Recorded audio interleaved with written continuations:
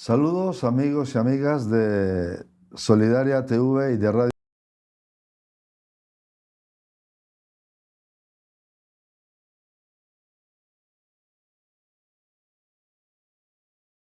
Un capítulo más del libro de Efesios. Estamos llegando al final. Capítulo 6, el capítulo de la armadura de Dios. Y sin duda aprenderemos cosas nuevas y nos adentraremos en el campo profundo de las revelaciones de Pablo a la iglesia en Éfeso. Pero que esa revelación también vale para la iglesia de nuestros días. En el capítulo de hoy, Carlos, ¿qué podemos descubrir? ¿Qué podemos ir aprendiendo? Porque es uno de los capítulos quizás de Efesios, a lo mejor el más conocido o el que más se menciona. Sí, tú dijiste la armadura. Claro, todo el mundo pensando en la armadura, pero previo a la armadura, antes de llegar a la explicación de la armadura, hay bastante sustancia, ¿no? Y como va todo, porque, a ver, hay gente, yo me encontré entre más de 35 años de ministerio, y no lo digo por una cuestión de alardear, sino de que la experiencia, se dice en España, es un grado. Entonces me encontré con que hay mucha gente que cuando se habla de la armadura y de las, como vamos a ver, de las huestes espirituales de maldad y todo eso, que hay mucha gente muy receptiva, muy con muchas ganas de aprender de eso. Pero resulta que todo lo previo que habla de la comunión con el Espíritu Santo, no contesta el Espíritu Santo, de cómo debemos tratarnos, de cómo debemos ser y de una serie de cosas, precisamente hay mucha gente que lo obvia y quiere saltar directamente a la armadura y a la lucha espiritual. Y me encontré con que la mayor parte de gente, no toda, pero mucha gente de esa, es una gente que verdaderamente se salta todo lo anterior que te da el equilibrio. Equilibrio emocional, equilibrio espiritual, equilibrio en tus relaciones, equilibrio en todos los sentidos. Dios es un Dios que equilibra las cosas en nuestras vidas, nos da ese equilibrio. Y hay mucha gente que está desequilibrada en muchas áreas y no se quiere dejar ordenar por el Espíritu Santo y que quiere entrar directamente en la lucha espiritual. Me venía ahora la imagen que tú hablabas, un personaje de la historia, en el Antiguo Testamento, porque normalmente al traer la imagen de armadura se trae la imagen de un guerrero, de un soldado, de un combatiente. Y claro, lo que hace un combatiente, lo último de lo último es ponerse la armadura. Atrás tiene tiempo de entrenamiento, tiempo de disciplina, tiempo de aprender, porque hubo un personaje en la Biblia llamado David que le pusieron una armadura sin estar preparado y dijo, yo no puedo andar con esto.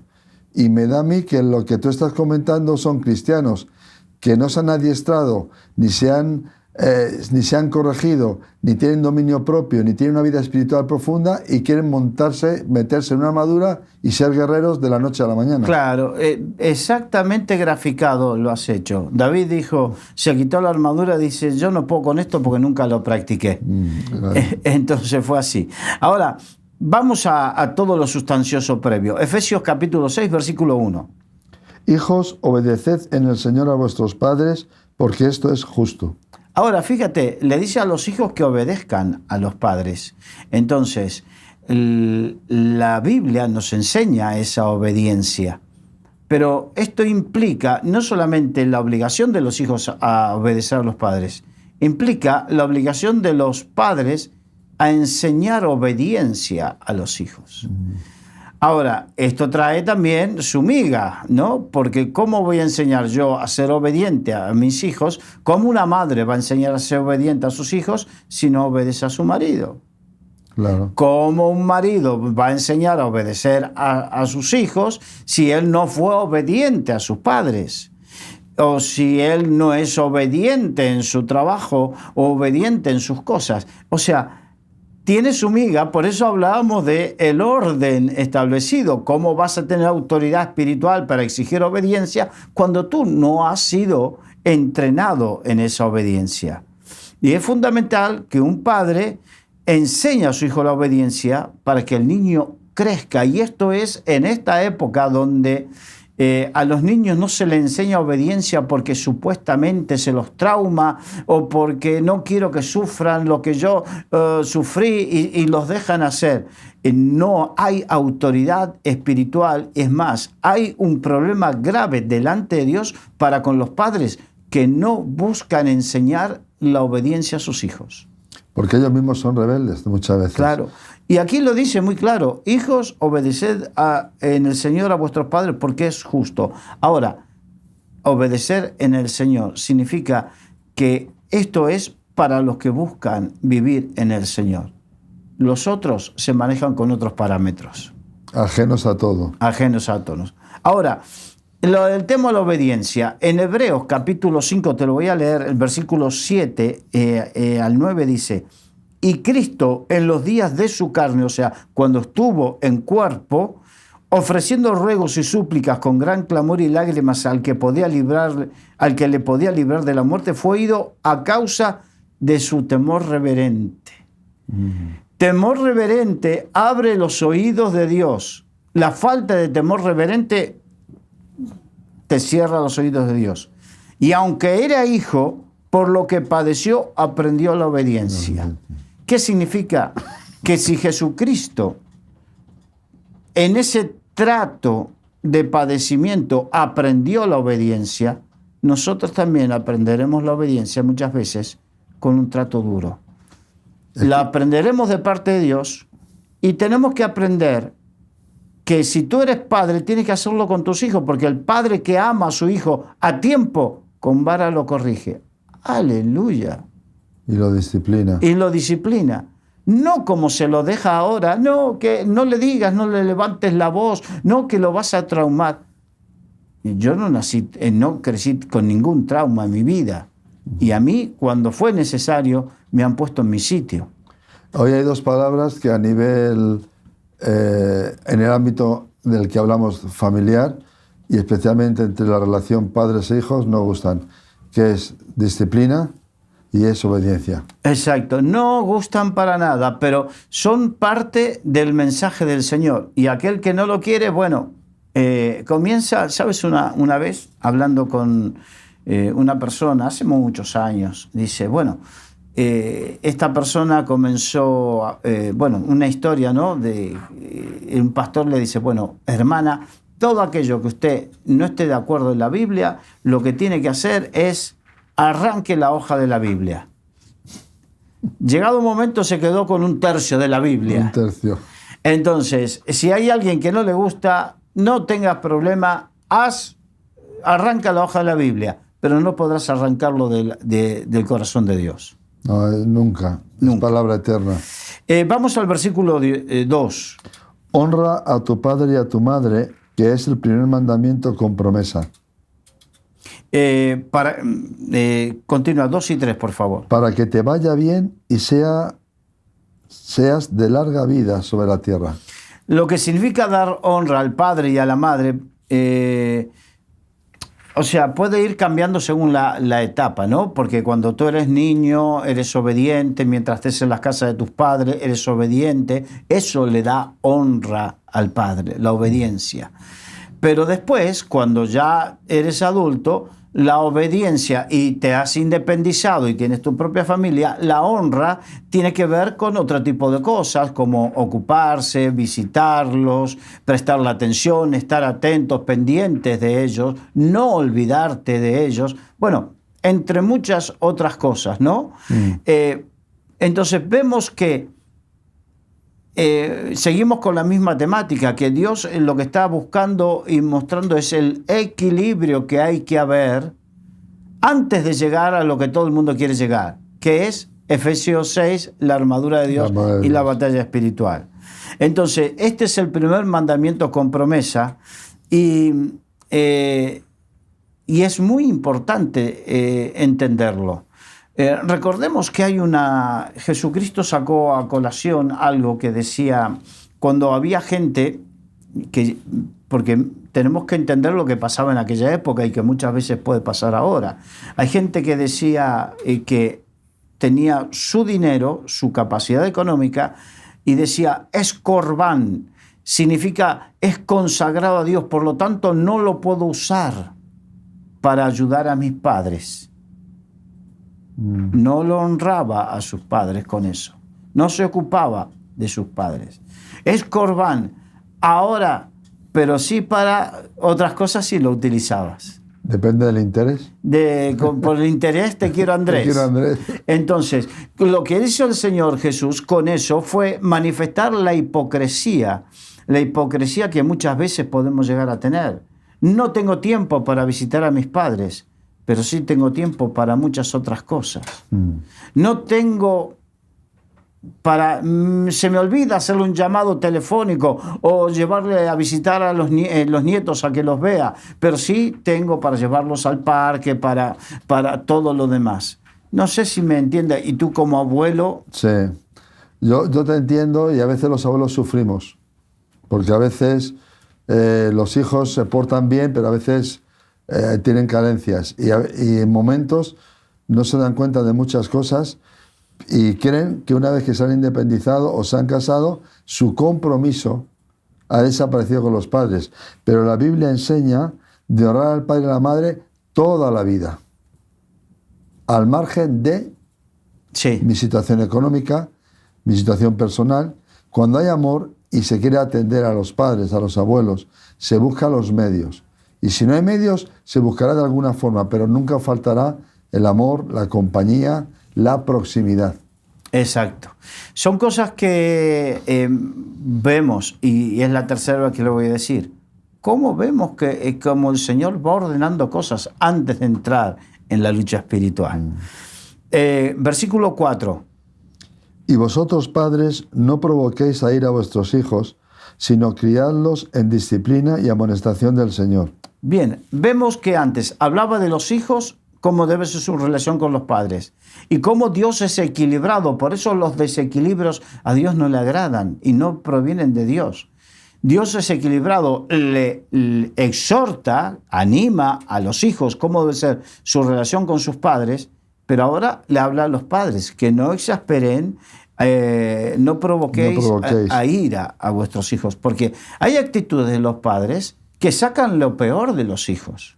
Sí, porque ellos mismos no tienen paciencia, no dedican tiempo, no quieren problemas.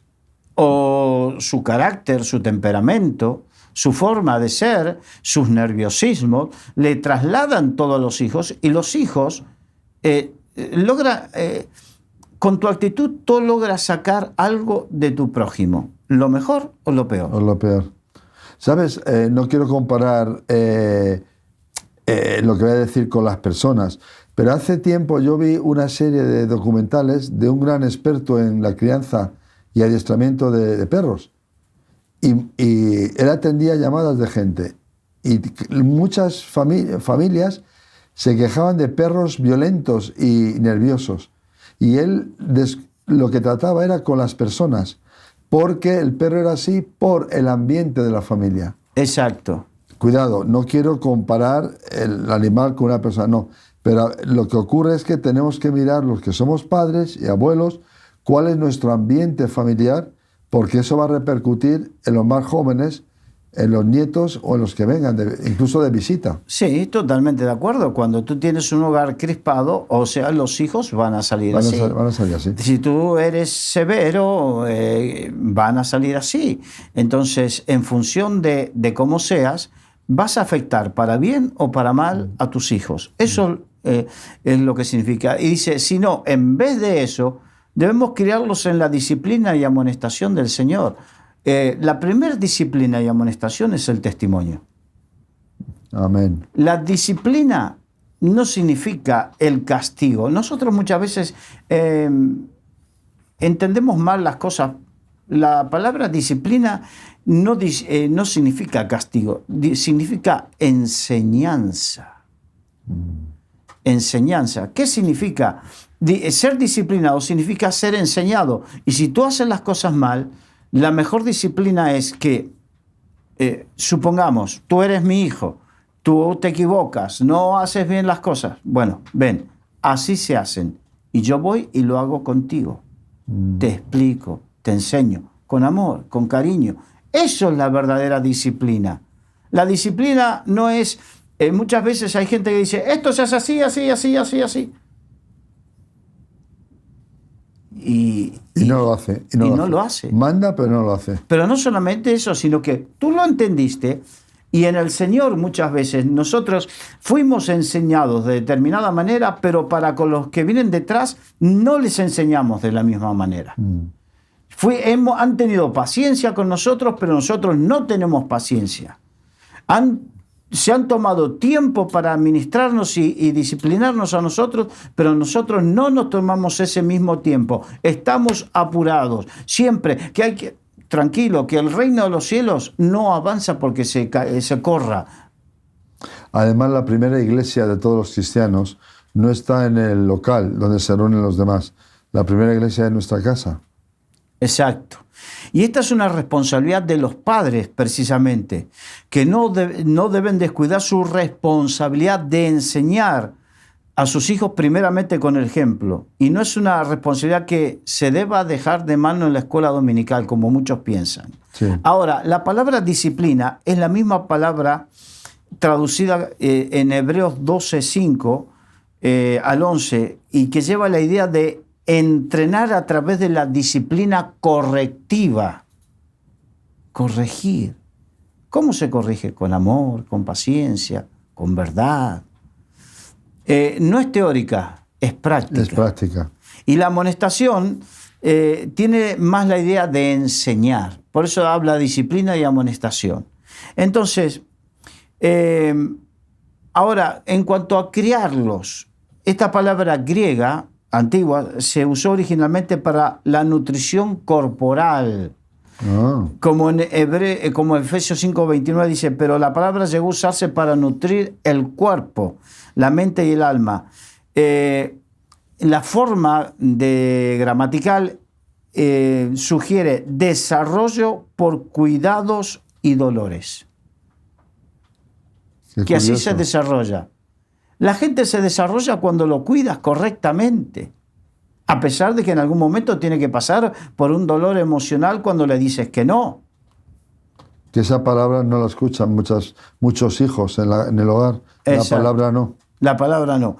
Vamos a continuar con el capítulo 5 al 8.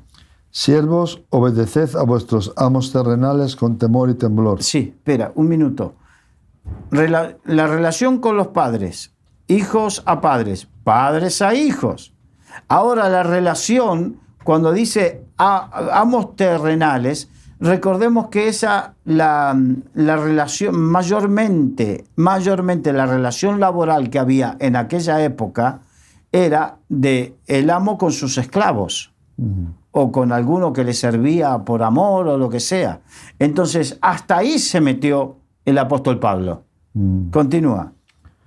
Siervos, obedeced a vuestros amos terrenales con temor y temblor, con sencillez de vuestro corazón como a Cristo, no sirviendo al ojo como los que quieren agradar a los hombres, sino como siervos de Cristo, de corazón, haciendo la voluntad de Dios, sirviendo de buena voluntad como al Señor y no a los hombres, sabiendo que el bien que cada uno hiciere, ese recibirá del Señor, sea siervo o sea libre.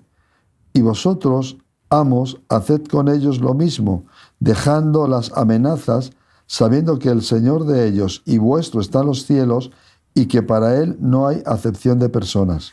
Bueno, aquí regula o establece cómo debe ser la relación, que hoy la traspolamos a nuestra relación laboral. Y aún a nuestra relación en la iglesia. En la iglesia. Entonces, debemos, la obediencia, mira, siervos, obedeced a vuestros amos, como a Cristo. En tu trabajo, yo sé, cuando yo trabajé secularmente también me tocó trabajar con un gerente que era un déspota, era una persona, y tuve que aprender porque Dios trató mi rebeldía con él. Yo no sé si alguno tenía rebeldía o tiene, pero Dios trató mi rebeldía con él y tuve que aprender a respetarlo y a trabajar y a hacer las cosas como para el Señor.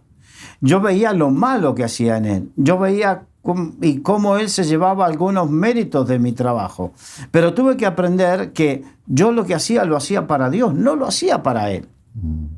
No lo hacía para él. Dios me había dado ese trabajo y entonces yo lo que hacía lo hacía para Dios. Y cuando tenemos que aprender esa cosa, esa situación, y eso es la vida de fe, y eso te hace descansar y no vivir totalmente atormentado. Ni amargado. Ni amargado. Entonces, lo hago para ver, no sirviendo al ojo. Eso significa que cuando me ven, hago las cosas. Hay gente que cuando lo ve el jefe, rápidamente se pone a trabajar. Pero cuando no lo ve, es displicente. Se mete en un rincón, ahí se sienta o disimula. Sí, si me ven, pongo mi ordenador que estoy trabajando. Cuando no me ven, pongo el solitario o la serie que estoy viendo. Eso no lo estoy haciendo como para el Señor. Estoy haciendo al ojo. ¿No? Y el apóstol Pablo le enseñó a los Gálatas: oh, Gálatas insensatos, ¿quién os enseñó a mentir contra la verdad? Todo lo que el hombre sembrare, eso cosechará. Porque en definitiva lo que hacemos o dejamos de hacer, lo hacemos o dejamos de hacer al Señor, no al hombre. Y a Dios no le podemos engañar. Exacto. Por eso dice, haciendo la voluntad de Dios. En la cultura griega, recordemos que era el contexto, se despreciaba el trabajo manual. Entonces el objetivo del éxito era llegar al punto en que nunca tuvieras que hacer ningún trabajo. Esa cultura está muy presente en nuestros días, me parece a mí, ¿no? Bueno, el reino de Dios es totalmente diferente. Es totalmente... Porque la cultura griega era una cultura hedonista, que estaba para la satisfacción, estaba para la autorrealización, la satisfacción, para la belleza, para tantas cosas. En cambio, la cultura que nos dice el Señor es la cultura del reino de los cielos, que es trabajamos incansablemente, decía el apóstol Pablo. Es una cultura de esfuerzo y de disciplina, como tú dices. Por y para el Señor.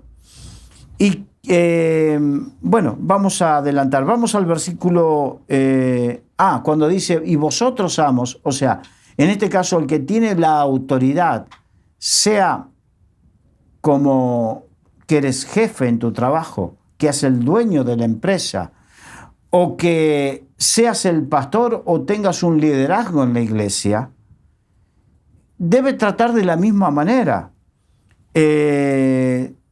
No ser amenazantes, no ser prepotentes, no ser de la manera como Cristo. Si piensa que el que está ahí es Cristo. Y en el caso de la iglesia, el apóstol Pedro lo dejó muy claro cuando dijo, apacentad la grey de Dios. Dice, no como teniendo señorío. Sí, significa, tú eres el pastor de la iglesia, no eres el dueño de las vidas. Eres un administrador. Eres un administrador que vas a tener que dar cuenta. No eres el dueño de las vidas. Sí. No eres el sargento de hierro, Clint Eastwood. No sé si se comprende. Sí, perfectamente. Entonces, no eres eso. Hay gente que por eso es importante, antes de llegar al ministerio, y sobre todo el ministerio que tiene que ver con tratar con las almas, que sea tratado tu temperamento. Sí. Porque tu mal temperamento estropea. Puede romper muchas cosas. Estropea a otros. Entonces, hay algunos que dicen, ¿por qué tengo que sufrir? Y es probable que tengas que sufrir porque en el llamado de Dios implica que alguna vez tendrás que entender y comprender y tener empatía del otro.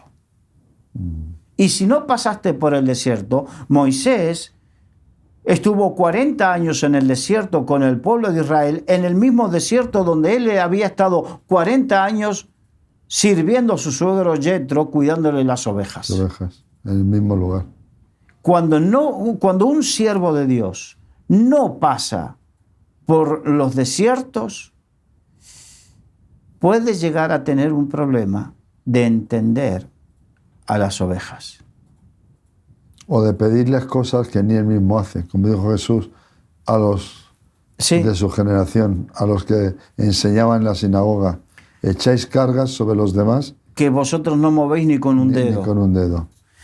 Entonces, vemos cómo Dios antes de llegar, porque ahora sí vamos a llegar a la armadura de Dios, pero antes de llegar vimos, hemos ido viendo a través de programas anteriores, y del que más yo voy a destacar fue cuando hablamos de, cuando el apóstol Pablo dice, y no contristéis, no entristecer al Espíritu Santo, no entorpecer su obra, no incomodarlo en medio nuestros. ¿Por qué? Porque si tú eres un pastor de iglesia y tú eres un déspota, el Espíritu Santo no se va a sentir cómodo ahí. No. Porque o se contrista, se apaga, se va, se queda anulado. Exacto. Se anula. Si la congregación son rebeldes y hay contiendas, porque recordemos que hemos visto en esta serie, quítense toda gritería, maldicencia. Si hay todo eso, Enojo, el ira. Espíritu Santo se entristece. Entonces, queremos estar llenos del Espíritu Santo, no es solamente hablar muchas lenguas, porque eso es algo que Dios te dio y puedes, pero otra cosa es tener la presencia de Dios y que el Espíritu Santo te hable, que sientas el silbo apacible, no solamente el fuego, sino el silbo apacible. Y que controle las tensiones. Ese, Dominio propio, como dice Pablo a Timoteo. Dominio propio. exacto. Entonces, cuando hay eso, el Espíritu Santo no se contrista. Hay verdadera libertad. Donde está el Espíritu de Dios, hay libertad. Hay libertad. Si en un sitio, sea una familia o una congregación, allí no hay libertad, hay tensión, hay miedo, algo pasa. Además, entras a los sitios y no se ve, pero el ambiente... Se corta con un cuchillo. Exacto, esa es la palabra. Se corta con un cuchillo. Entonces ahí el Espíritu Santo no se siente cómodo. No se siente cómodo. Porque Él no actúa así. No puede actuar porque Él no actúa así. Exacto. Porque no es el ambiente adecuado. Lo invitamos, por más que cantemos ven Espíritu, ven, o la más moderna de Barak, o lo que sea. No podemos cantarlo hasta desgañitarnos, pero el Espíritu Santo no se hará presente si no somos capaces de humillarnos y pedirle perdón a Dios por todo lo que nos dice el libro de Efesios. Todo lo previo. Ahora sí, vamos a entrar en la armadura. Vamos a vestirnos la armadura. Sí. Versículo 10, por favor. Por lo demás, hermanos míos, fortaleceos en el Señor y en el poder de su fuerza. Por lo demás, esto viene al final de la carta, una carta que el apóstol Pablo estableció cuidadosamente el fundamento, que es Jesucristo. Porque hay algunos que tienen esa voracidad, así como hay gente que tiene una morbosa voracidad por películas de terror, de crímenes, de psicóticos asesinos, es una morbosa voracidad. Dentro del Evangelio hay quien tiene una morbosa voracidad por todo lo que sea el mundo espiritual de maldad. A veces hablan más del diablo Exacto. que de Jesús. Entonces, pero el apóstol Pablo dejó bien sentado el fundamento que es Cristo Jesús y que no puede haber ningún otro fundamento. Por eso para Pablo, cuando dijo por lo demás, significa que esto es a la luz de todo lo que hemos visto antes.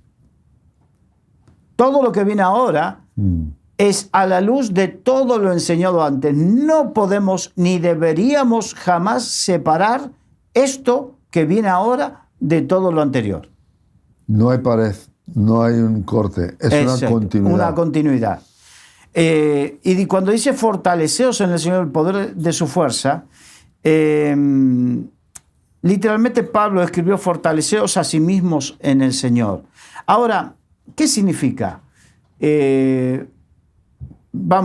La armadura tenía su peso. La espada, la lanza, todo lo que compone. Un soldado hoy en día trasladémoslo hoy en día. Hoy en día un soldado lleva una mochila entre 30 y 60 kilos, más el peso del fusil, más todo lo que... Y entonces tiene que fortalecer su cuerpo para poder llevar todo eso, dominarlo, correr, realizar todo lo que tiene que hacer. Entonces eso le lleva a que su cuerpo tiene que estar fortalecido su musculatura, fortalecido sus tendones, fortalecido su capacidad aeróbica para hacer todo eso. Entonces, lo trasladamos al ámbito espiritual. Para esta lucha espiritual que se avecina, tenemos que estar fortalecidos en el Señor. La única fortaleza que hay en el Señor, fortaleceos en el Señor y en el poder de su fuerza. Nunca van a ser tus fuerzas, ni nunca va a ser tu sabiduría, va a ser su fuerza y su sabiduría. Entonces, la enseñanza detallada de la guerra espiritual en este pasaje presenta dos componentes. Primero, fortalecerse en el Señor y en el poder de su fuerza. Y luego, de fortalecerse, ahí sí uno se viste con la armadura de Dios. Porque hay fuerza para sostener. David dice, nunca lo practiqué. No estaba acostumbrado, se caía, se tropezaba. Está bien que la armadura era más grande porque no era la de él, era la de Saúl, que era de hombros arriba, una cabeza más grande, más alto que todos. Era un hombre más grande que él. Pero aparte de eso, que no le quedaba físicamente, no estaba acostumbrado. Tenemos que estar acostumbrados a una vida espiritual fortalecidos en el Señor. No en forma ocasional, porque hay gente que se vive fortalecida ocasionalmente. La operación bikini en plano espiritual, ¿no? Exacto. Un mes antes de las vacaciones voy al gimnasio para ponerme guapito para ir a bañarme a la playa. Exacto. Antes de que a un soldado se le dé su arma, pasa por un entrenamiento básico. Así que un gran propósito de ese entrenamiento básico es desarrollar la fuerza física del recluta.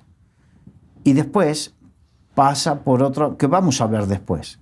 Y en el poder de su fuerza, esto muestra cómo obtener esta fuerza. No sucede solo con decir palabras mágicas, porque esto no es ni encantamiento, ni hechizo, ni abracadabra, pata de cabra, o como hay algunos que utilizan el nombre de Jesús como si fuese ese. No. Dice, fortalecer en el Señor y en el poder su fuerza una y otra vez hasta que suceda. Eso no es así. Este tipo de juegos mentales, porque son juegos mentales que nos hacemos, pueden lograr algo, pero no. Fuerza es poder o fuerza inherente. Los músculos fortalecidos de una persona musculosa muestran su poder, incluso si no lo usan. Es la reserva de fuerza que tienen. Aunque no lo usen, pero sí la tienen. Lo poseen. Lo poseen. Tienen. Si tengo una vida espiritual de oración, de lectura de la Biblia, de ayuno, estoy juntando eso. No alardeo de eso, pero en el momento que lo necesito está. Está ahí. Está ahí. Ahora, poder es el ejercicio, es llevar a cabo esa fortaleza que tengo. Lo que tengo acumulado, lo pongo, lo manifiesto. Entonces, mi entrenamiento, el fortalecimiento que he tenido en mi entrenamiento, lo puedo llevar a cabo. Eso significa. Entonces, debemos entender que Dios tiene fuerzas sobre nuestra vida y tiene el poder, la capacidad para nosotros. Ahora sí, vamos. Versículo 11. Vestíos de toda la armadura de Dios para que podáis estar firmes contra las asechanzas del diablo. La armadura de Dios se explica, lo vamos a explicar más en detalle en otros pasajes, pero la palabra griega antigua de armadura se usa en otro texto del Nuevo Testamento, en Lucas capítulo 11, en donde el Señor habla del hombre fuerte que está totalmente armado, pero que es despojado de su armadura. Para que nos demos cuenta cómo está ligado, ¿no? Entonces, ahora, tenemos que entender esto. Cuando el apóstol Pablo escribió esta carta, estaba preso en Roma aunque no estaba en la cárcel, pero estaba en una casa y estaba custodiado por soldados. Entonces, su visión, aquí hay una doble visión que él tenía. Por un lado, veía a los soldados romanos con toda su armadura, con todas sus armas, con su escudo. Entonces captó la visión. Y por otro lado, como conocedor de la Torá, también captó la visión de los sacerdotes, de la vestidura sacerdotal. Qué curioso. Entonces, él, cuando habló de la armadura, hay una armadura física y una armadura espiritual. Lo llevó a ese plano. Entonces, para que podáis estar firmes contra las acechanzas del diablo, tenemos que entender, debemos comprender que el diablo, el apóstol Pedro, dijo que el diablo anda como león rugiente, dando vueltas, buscando a quien devorar. Entonces, significa que el diablo está acechando y viendo la oportunidad y la flaqueza para atacarnos.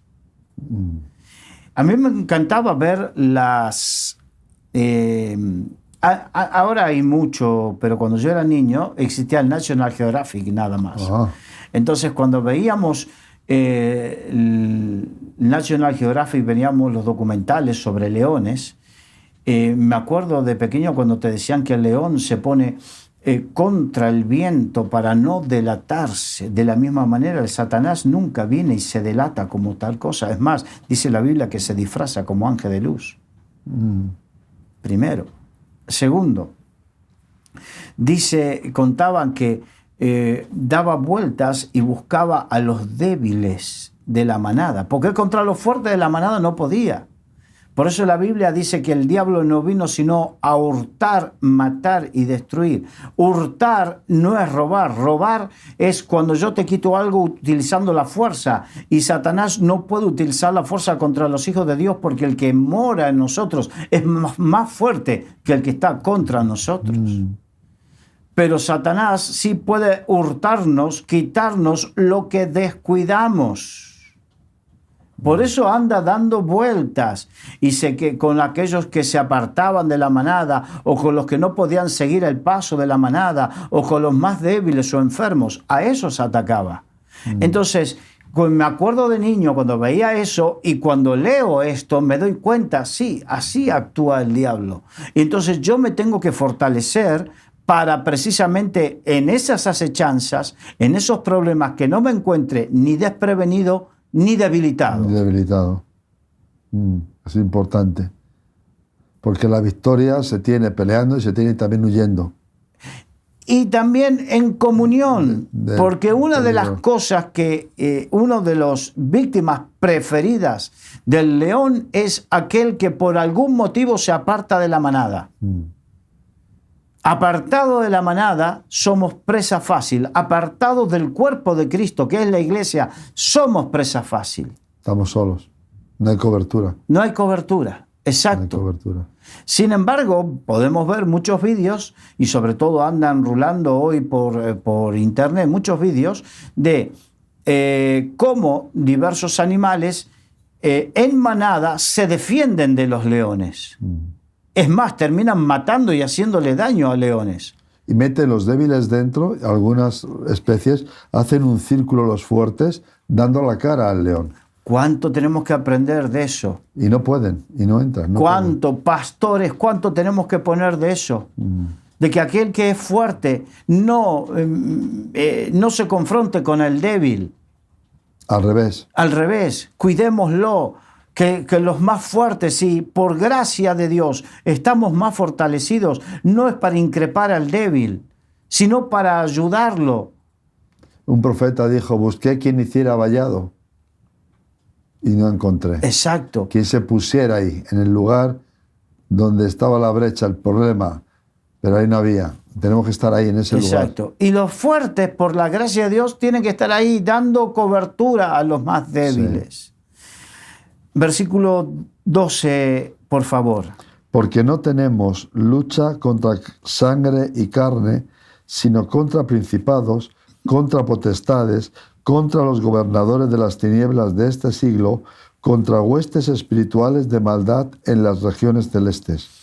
Aquí es muy parecido a lo que el apóstol Pablo le enseñó en 2 Corintios, capítulo 10, versículos 3 y 4, dice, porque aunque andamos en la carne, no militamos según la carne.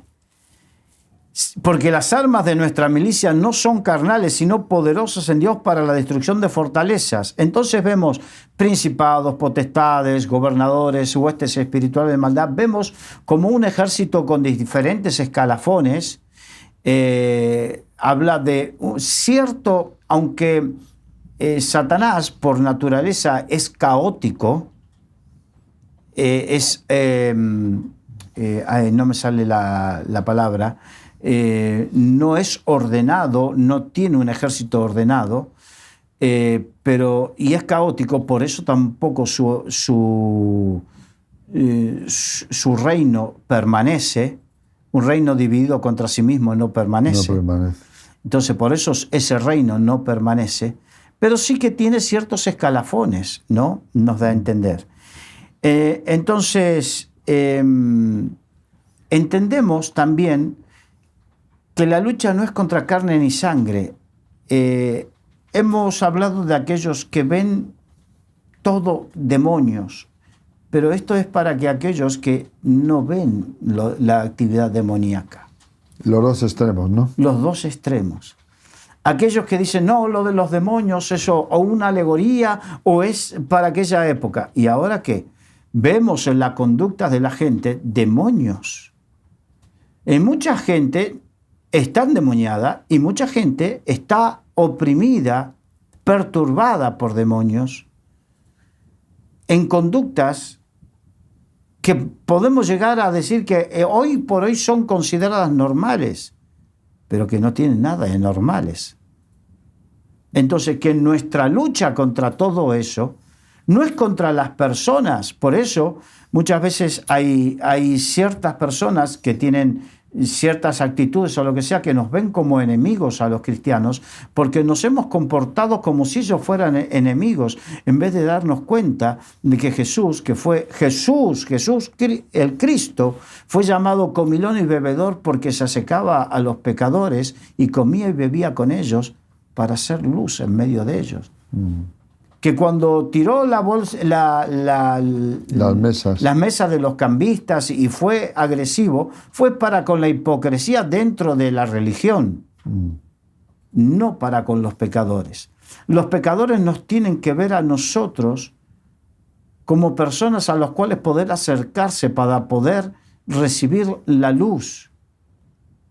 Y no como aquellos que estamos, primero, no vamos a ser complacientes con el pecado.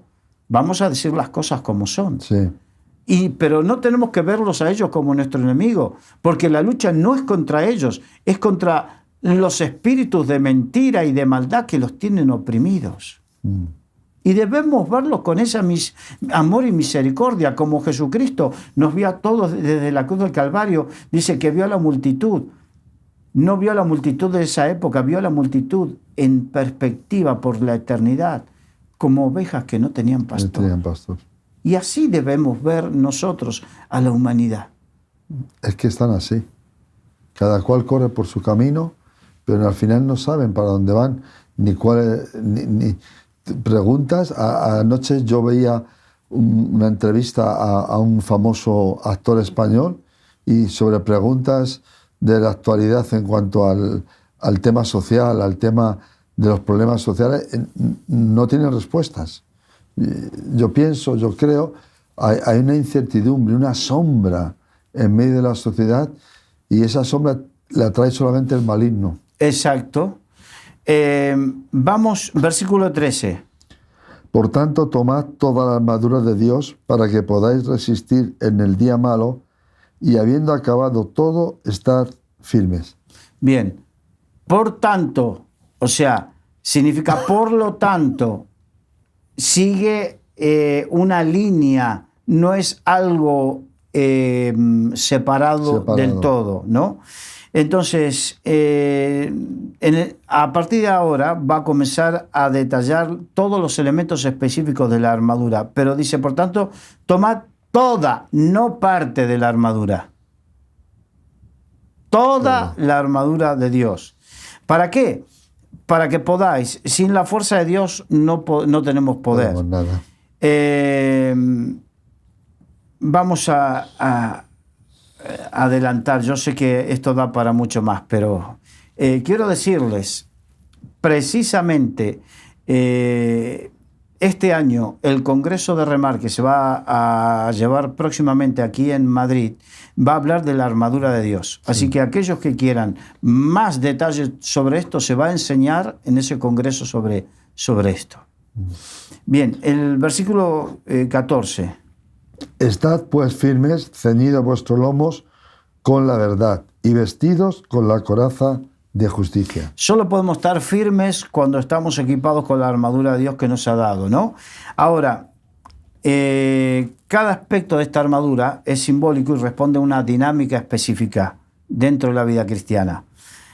Ahora, el estar firmes implica tener fortaleza en las piernas. Uno no puede estar firme si no tiene fortaleza en las piernas. Uno tiene que tener un caminar fuerte. Nuestro caminar en el Señor debe ser firme. Pero déjate que habla de verdad y de justicia. Sí. Ahora, ceñidos. ¿Qué es ceñirse? Vuestros lomos. Ahora, esta es algo que representa a un cinturón. ¿Qué es lo que ciñe nuestros lomos? Lo que nosotros usamos para ceñirnos los pantalones, un cinturón.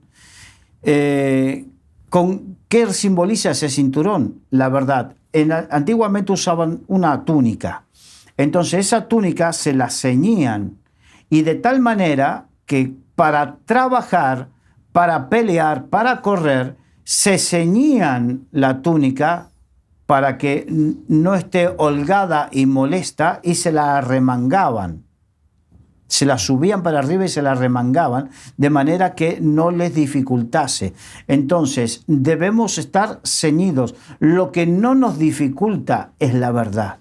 Amén. Lo que sostiene todo para que no nos dificulte es andar en verdad. Amén. Cuando no andas en verdad, te dificulta todo lo demás. Todo lo demás, porque Dios es la verdad. Exacto. Entonces, recordemos, ceñirse el cinturón es prepararse para la acción. Y lo que nos prepara para la acción es vivir en la verdad. Vestíos con la coraza de justicia. La justicia se representa como una coraza que proporciona protección esencial para los órganos vitales, ¿no? No podemos luchar contra enemigos espirituales en nuestra propia justicia, así como un soldado no puede luchar eficazmente sin coraza. Y esto nos habla, por eso decía también que el apóstol Pablo tenía la visión del soldado romano que lo custodiaba, pero también tenía la visión del sacerdote, porque la Biblia dice que nosotros fuimos llamados a ser real sacerdocio, nación santa, pueblo adquirido por Dios para anunciar las virtudes de aquel que nos llamó de las tinieblas a su luz admirable. Entonces, en ese sacerdocio o participación del ejército, en lo espiritual, debemos tener la coraza de justicia. Y el sacerdote se vestía también con el efod, que era, como en vez de la coraza, era un efod, que era como si fuese una placa donde estaban las 12 piedras que simbolizaban a las 12 tribus de Israel, ¿no? Entonces, para que nos demos cuenta cómo el apóstol Pablo asociaba una cosa con la otra. Y para entrar en la presencia de Dios y para ejercer su sacerdocio, tenían que vestir con ese efod. En Romanos, Pablo enseñó que justificados, pues, por fe, tenemos paz para con Dios por medio de Jesucristo. Versículo 15, por favor. Y calzados los pies con el apresto del Evangelio de la paz. Durante milenios, una de las industrias más importantes es la industria bélica. y la industria bélica siempre estuvo en pleno desarrollo. Y para que nos demos cuenta, calzados vuestros pies, el calzado es muy fundamental.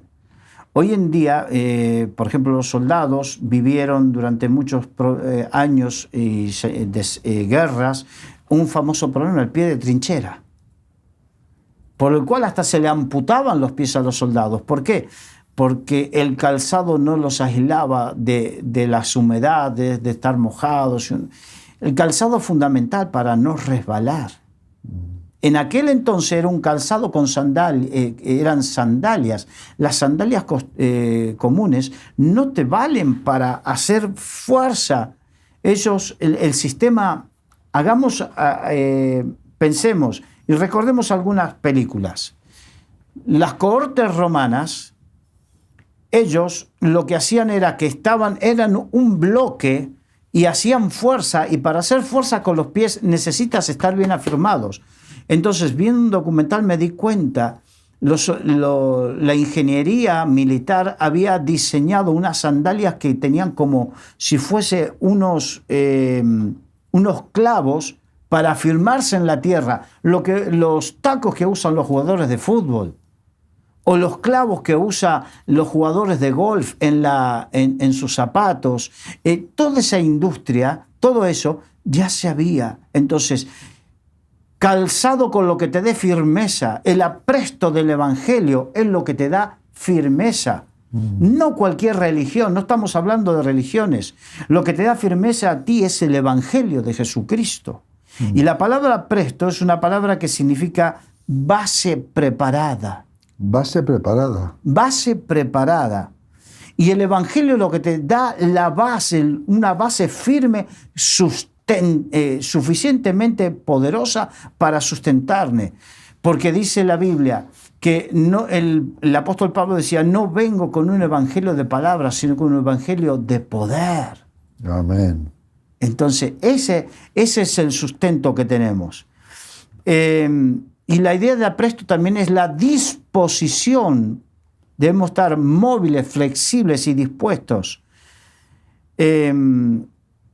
Y aparte cuando habla, bueno, vamos a dejarlo para otro día. El versículo 16. Sobre todo tomad el escudo de la fe con que podéis apagar todos los dardos del fuego del maligno. O sea, sobre el cinturón, sobre la coraza, sobre eso, el escudo de la fe. El escudo de la fe. Con el escudo, los dardos de fuego eran las flechas incendiarias. Entonces, estas flechas incendiarias hablan de lo que palabras, acciones, cosas que nos puedan herir. Y nosotros lo tenemos que apagar con el escudo de la fe. El escudo de la fe nos ayuda a... no importa lo que me digan los demás, no importa lo que me dice la palabra de Dios. Eso es la fe. No importa lo que me dicen las circunstancias, lo que me importa lo que dice la palabra de Dios. Entonces, es como cuando Abraham en Romanos dice que luchó en esperanza contra esperanza. La promesa era tener un hijo, que va a ser su descendencia, pero su cuerpo y el cuerpo de su mujer, pasados los años, cada día le daba la información de que cada vez iba a ser más imposible. Entonces él luchaba con la esperanza de lo que él decía, la promesa de Dios, contra la esperanza de la realidad del mensaje que le daba a sus cuerpos. Tenía un buen escudo, Abraham. Entonces, ese es el escudo de la fe. Y el escudo de la fe es muy importante. Y recordemos, las cohortes romanas fueron las que inventaron esa forma de protegerse uno y protegerse al de al lado y al de arriba, haciendo esa como si fuese una caparazón de tortuga. Sí. Y aguantaban ahí. Y aguantaban ahí. Por eso Es bueno estar en comunión. Cuán bueno y delicioso es habitar los hermanos juntos y en armonía. Entonces, cuando estamos en comunión, ligados como un cuerpo, mi escudo ayuda a guardarte a ti y a mí me ayuda a guardar el escudo de mi hermano, y así, porque era así, tú guardabas la mitad de tu cuerpo y la mitad del cuerpo de tu compañero, y así se cuidaban. Ese es el escudo de la fe, y así trabaja en forma personal y en forma coordinada con la iglesia. Y ahí no puede penetrar nada. Y ahí no penetraba nada. Esa fue una de las grandes tácticas por las cuales el Imperio Romano conquistaba. Que tenía unas tácticas de guerra impresionantes. Exacto. Ahora, versículo 17. Y tomando el yelmo de la salvación y la espada del Espíritu, que es la palabra de Dios. Aquí hay dos cosas. El yelmo es el casco. El casco que utilizaban había dos tipos de casco. Algunos eran de metal, pero en general era de cuero, con tachas, con remaches, que cubría la cabeza. A veces tenían algunos penachos de plumas que, según cómo estaban dispuestos por colores o por formas, mostraba quién era quién en el ejército. Era una forma de distinguirse, ¿no? Entonces, pero lo importante, que el yelmo de la salvación, que lo que cubra tus pensamientos es la salvación. Amén.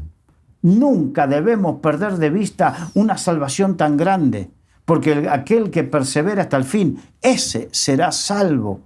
Y hay muchos cristianos que muchas veces hacen muchas cosas y predican de muchas cosas y enseñan de muchas cosas y tienen muchas actividades, pero pierden la perspectiva de la salvación. Jesús lo dijo a los discípulos cuando les dio autoridad para hacer milagros, venían contentos.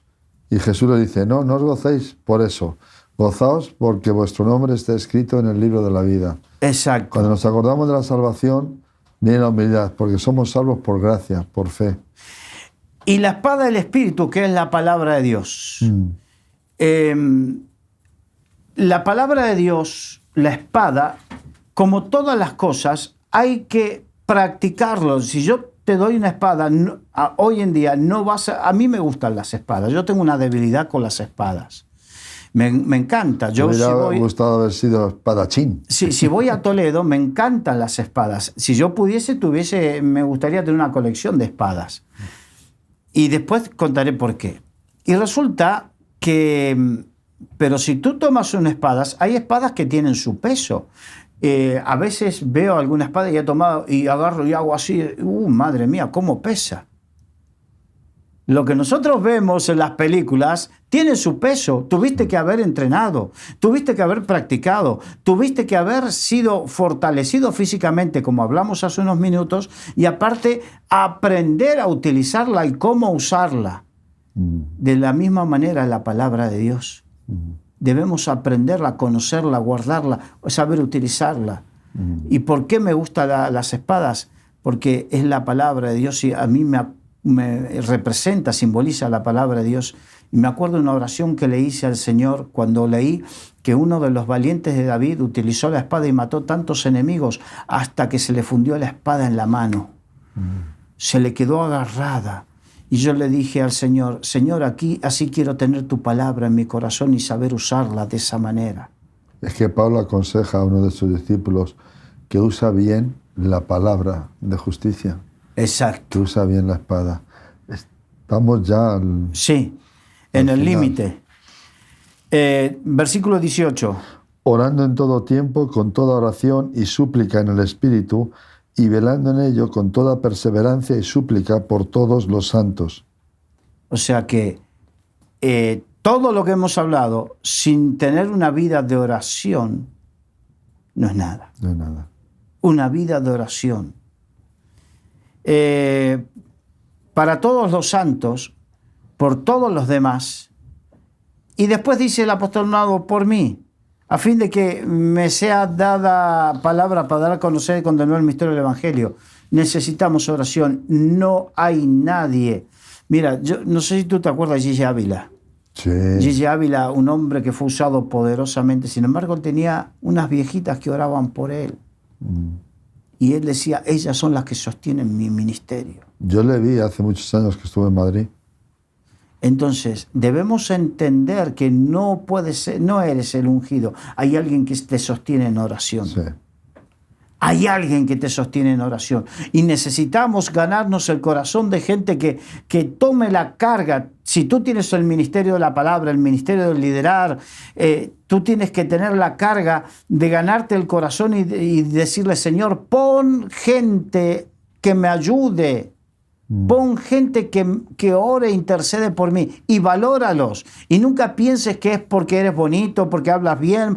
No, es porque tienes al lado gente. Dios puso gente que te respalde. Que te respalda. Bien. Yo creo que lo esencial, lo medular ha quedado. Después claro. Son las salutaciones, que también son importantes algunas cosas, pero el tiempo es escaso. El tiempo es el que manda un poco en los medios.